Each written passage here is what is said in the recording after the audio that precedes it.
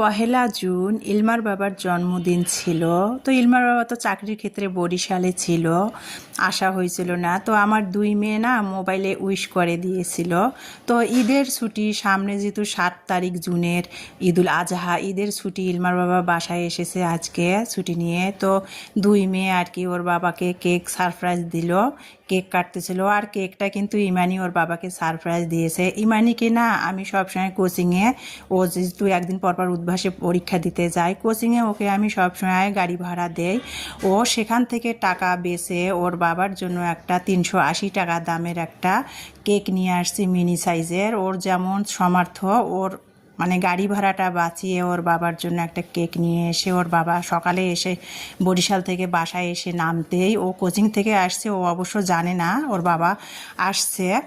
তো এমনিতেই জানে যে আজকে আসবে, তো সেই জন্য ওর বাবাকে কেক এনে ও সারপ্রাইজ দিল। সেটা আমিও জানতাম না, ইমানি আর ইলমাই শুধু এটা সিক্রেট রেখে দিয়েছিল। তো ইমানি কোচিং থেকে আসার পথে ওর বাবার জন্য কেকটা নিয়ে এসে সারপ্রাইজ দিল ওর বাবাকে। তো আমার ছোট্ট মেয়েটাও অনেক বুদ্ধি হয়ে গেছে।